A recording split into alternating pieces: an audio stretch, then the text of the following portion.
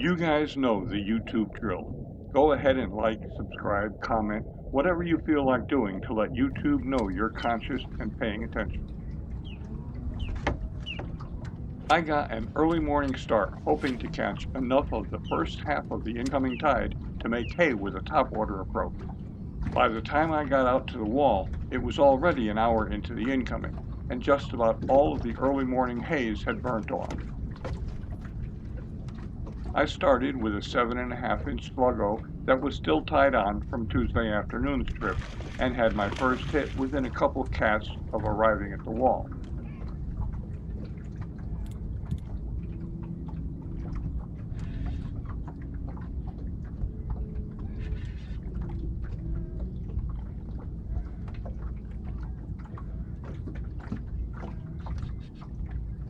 The first fish was what we call a keeper in training, a quality schoolie a couple inches shy of the bottom end of the slot.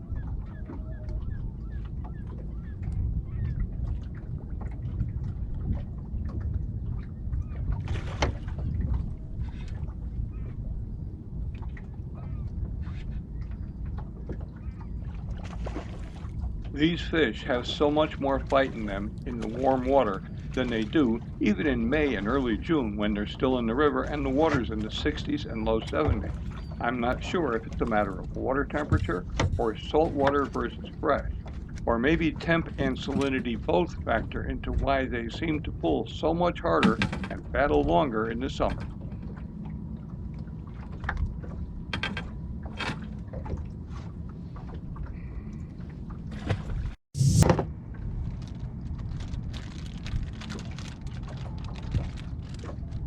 That Slug-Go I still had rigged from the other day only lasted one fish before it broke in half.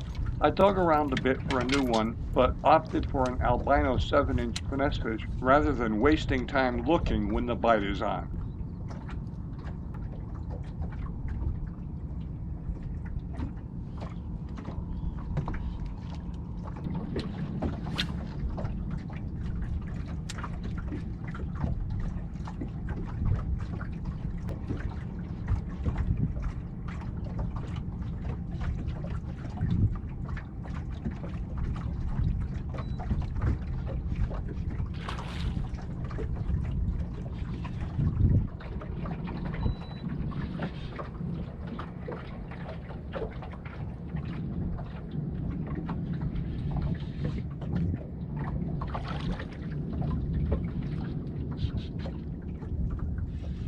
That's a strong fish for a little guy.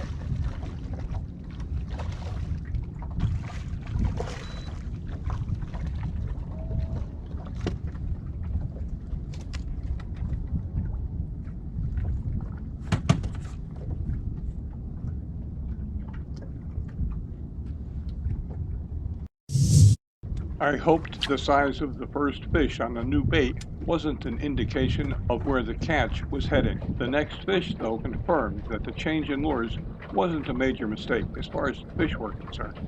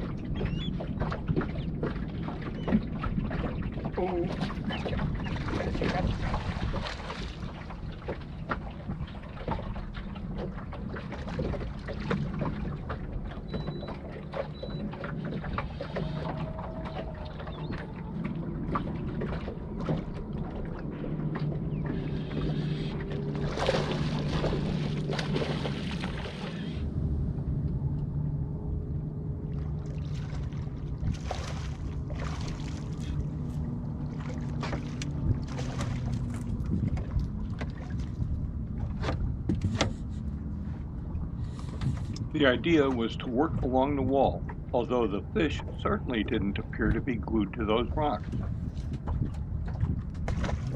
I was marking pods of fish on the electronics at least a couple cast lengths away from the wall, and they were willing to come up from 8 to 10 feet down to take a swipe at my unweighted soft bait on the surface. But the deeper fish's aim didn't seem quite as good as the fish that were only coming up from 5 or 6 feet. Wait a minute, did I just blame the fish for not hooking up? Yeah, that's the ticket. It's the fish's fault when I swing and miss. What I didn't seem to be marking much of, though, on the depth sounders was bait fish. The only bait I actually saw was rain bait. I'm talking 3/4 inch fish. There had to be something in between size, probably feeding on the rain bait, because something was holding the stripers in the area, and those stripers sure were interested in 7-inch size baits.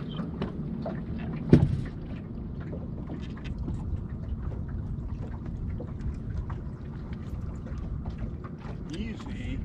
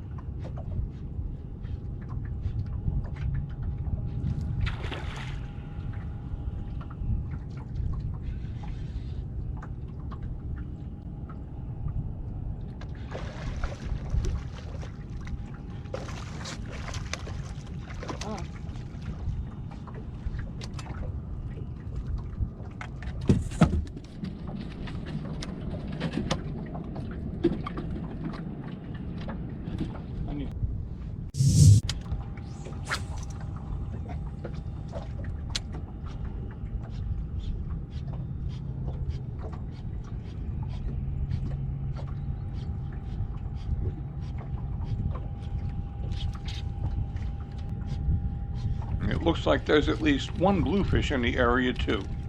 There goes another bait, Wow. and I've only been on this bite for a half an hour. That one had teeth.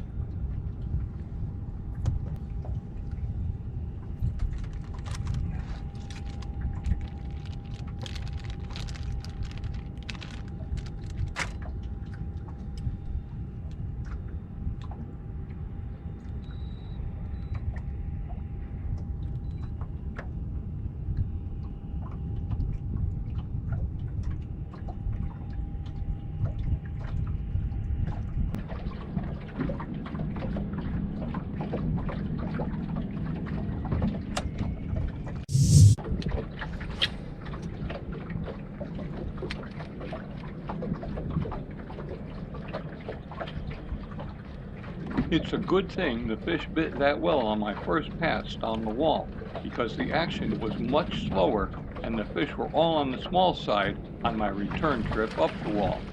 I ran to Charles Island and caught a couple little guys on a small, very shallow running jerkbait that I've owned for 3 years or more and never caught a thing on before. On the way back, I made a quick pass down the wall and caught a few more little guys on that same jerkbait before heading for the boat ramp.